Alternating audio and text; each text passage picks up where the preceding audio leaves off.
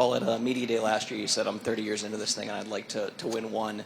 Now that you finally have one, you've achieved the dream. How different is it when the dream's kind of already been won, but there's still the goal to keep on doing it? Yeah. I couldn't articulate very well the experience of last year or the unknown of it prior to. And then it happens and you have this incredible experience with a group of guys that you care so much about.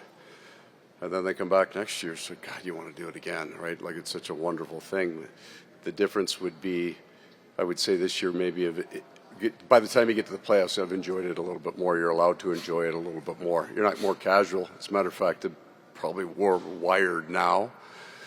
But your in-between days aren't as quite. And you're just so happy and thankful that you get to spend more time with each other and enjoy this stage.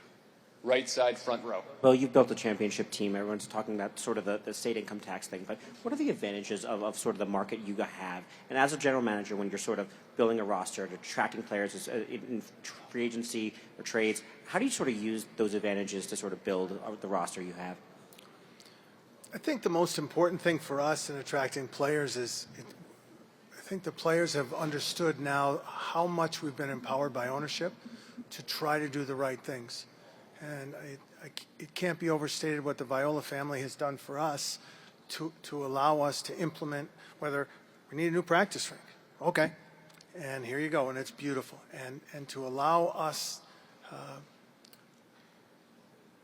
the flexibility to try to do the things that we think are necessary to try to win and to try to have an excellent organization. And I think the players feed off that. And they know that if the chicken isn't right, that we're going to get new chicken. And it sort of transcends all that we do. It sounds silly, but it's true and it's real. The sun doesn't kill us. It's a nice environment to live in. It's a good place for families. It's a good place for singles. It's got a little something for everybody. And then I'll point to Paul and the coaching staff and that room. And players know, I think, I'm not going to go through each one, but so many of the players who have come to us have had career years, and it's a function of the coaches in the room. So players from the outside, I think the tax thing is marginal at best. And I think the real reasons are that trying to figure out a way to do our best to try to win. Left side, third row. That's very good. Nobody else fucking enjoyed that. I'm going to start on this side. Sorry. No problem. You can go on if you want. No. I'm going to start with you, I Bill. thought the word marginal that he fired in with the tax question was very good, but you guys, nothing. You're not a nod, nothing. Coming from a guy from the province of Quebec, taxes are not marginal in Florida, that's for sure. But that's another story. And you'll write it, brother. I would like to have your take of both of you on this. Bill, when you do a trade, you always expect it's going to be a good one.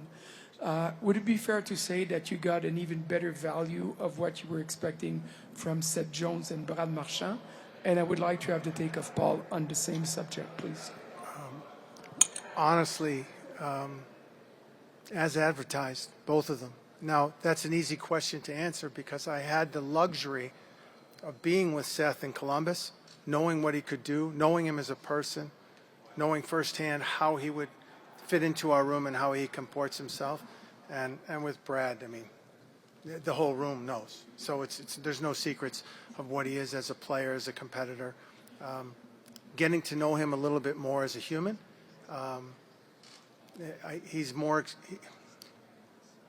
special than I could have imagined on that front, as a teammate and as a character human. So from that standpoint, it was really pleasantly, it's like frosting on the cake. Right side, first row.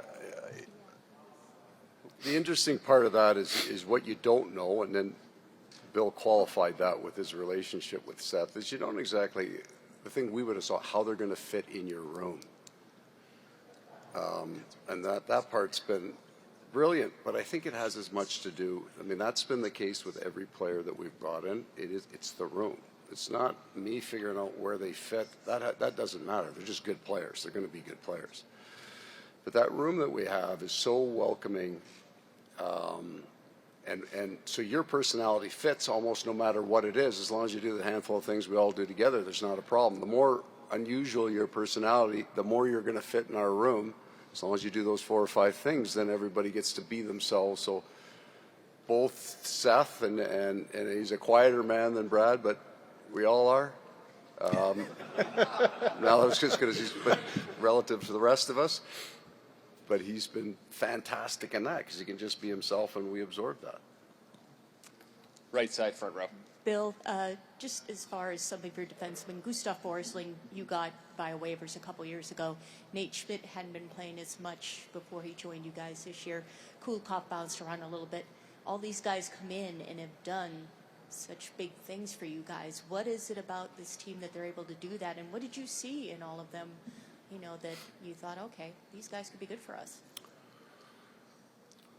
Well, it's probably a function of Sly, right? The common denominator might be the coach, who's a wonderful teacher, a wonderful person, who has extracted, as I alluded to earlier, has extracted the most out of almost like every defenseman who comes in here gets better. They improve. Even the veterans improve. I think looking back at Gudash, who was a veteran, an older player, came in, improved. And so Sly's expertise, his professionalism, who he is as a person, in tandem with what Paul had discussed earlier, that room, it's so special that it pulls, like they just pull the good qualities out of you. There's no better way for me to try to explain it than that. Front right. Paul, I think one of the signatures of your team is its rugged style of play and, you know, the intimidation factor. What role do you think that's going to play in this series? And do you think it's going to be both ways? It always is. There's a significant difference in the style of hockey in the East and the Western Conference. And I don't know, 15 years ago when they used to call California the Valley of Death, it was heavy over here in the West, and it was light and fast in the East. It's just flipped a little bit. We have a bit more of that, so it's a survival mechanism.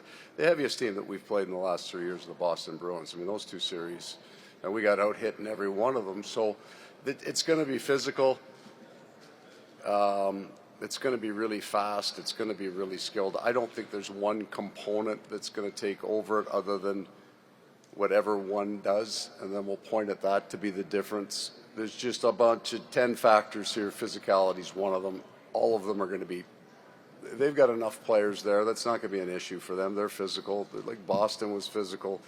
Toronto got quite a bit heavier over the last couple of years. So it's, the margin between the 2 teams and the ability to be physical isn't that wide.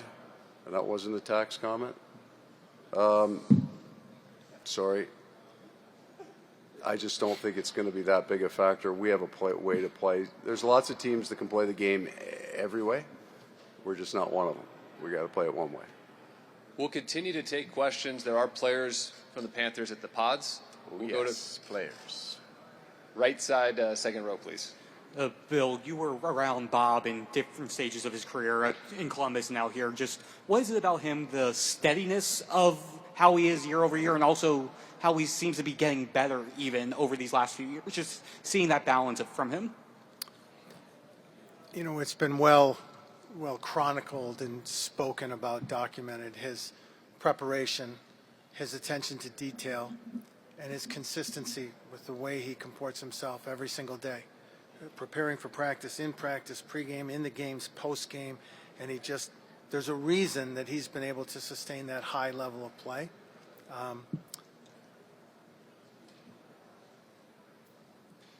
That's the answer. Like it's not a secret. He's a pro. He's a pro's pro, and somebody that I think every player will tell you. If you want to know why a guy is successful, it's it's because of the way he prepares and the way that he does his job. Right side, second row. Paul, we hear it all the time that each team takes on its own identity year after year. The identity changes, the team changes. So if this team's identity is different from last year's, if this team is different from last year's team, what's different in your mind? Both the identity and how you might play, too. I think maybe include the Oilers in on this. I think we both have a defined strength that over 2 years you would say that's what this team is really good at. They're an incredible offensive team with those two players, but as a team, they play that game very, very well in our numbers over the last 3 years, but the last 2 years, we were a real good defensive hockey team. Our analytics are pretty good in that. But both teams, and it's not their weakness, they've made another part of their game stronger, so their defensive game is better. Some of that's just, when you get a good coach like they have here, each year their parts of their game just keep getting better just from familiarity, from doing it more than 1 year. So they've become a better defensive team, and our offensive game has improved. Seth Jones, Brad Marchand comes in, but also Anton Lundell, Luce Duran, and guys that were third and fourth line guys or 21 years old. They're just a little bit older. So we can put a few more pucks in the net. They can defend a little better. But it doesn't change the base strength. They're a really unusually built offensive team, and we've been pretty good defensively. Take a few more questions. Right side, third row. Question for Paul. What makes your team's forecheck so effective in your mind? And what changed in the Toronto series from the early games to the end of that series where you weren't giving up as much on the counter? We come out of the Tampa series, and Tampa plays almost systematically the same game that we do, but the opposite end of the spectrum in the style. They'll stretch all over the place. So we thought we were prepared for that, but it was a major shift going into Toronto. Just the systems are all completely different.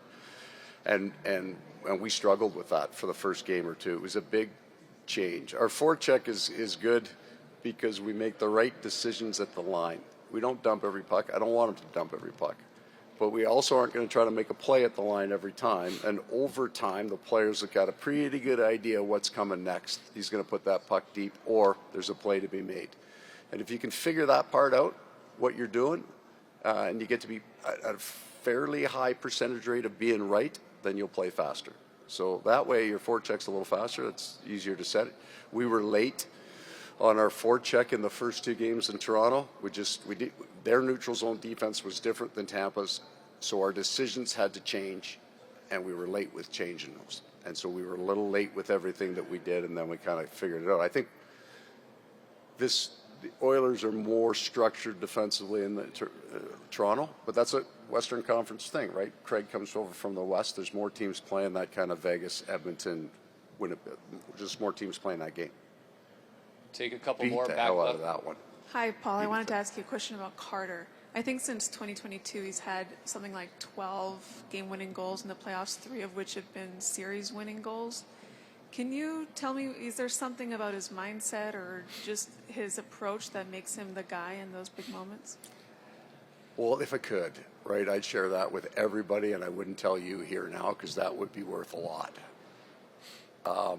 He is an unusual player, and this is the best I can come up with. There's a certain intensity level and a certain amount of chaos in playoffs that's not there in the regular season. Just the intensity levels out there. And he needs that. He needs to operate in that band of intensity and chaos. And when he does, everything comes from him. He's making passes, he's making plays, he's barred down. It's the right frequency of hockey for him to be at his best. And he's been a good player. And then this year in the regular season, he struggled a little bit. The intensity was different, right? He was trying to find it. This was not a work ethic issue. That guy works his butt off every day, but he was going one way, we were going the other, and he just couldn't find that rhythm. And the drop the puck in the playoffs, they go, oh, there he's back. Everything seems to have fallen into place for him. Last question, right side, third row. Bill, I know that you value all the contributions that you get in your front office, but I'm wondering if you can speak to the impact that Rick Dudley has had on some of the acquisitions that you've made. None. And just his fingerprints on how this team has been built and how you've enjoyed or taken his counsel. I mean, even when I was an agent, he was a mentor to me early and taught me how to scout. Has been a dear friend for so long. Was gracious enough to come on board when to help when I came on. And he's, obviously Rick, so you know how much he loves the game, how hard he works. I mean, he's in his 70s. He's at games every night. We have to tell him, don't go. And he loves the game. He loves all aspects of the game. He interacts with the coaches. He interacts with Sonny Mehta. He interacts with everybody, and everybody loves him. What that does is it allows people to listen to him and to hear him. And when he has something that he says to me, if I think a player's okay, you might want to go see him. If I tell you he can play, you don't need to go see him. And maybe that's the best essay that I could write about Rick. Thank you for your time, guys. That's a good one. It's true. That's good.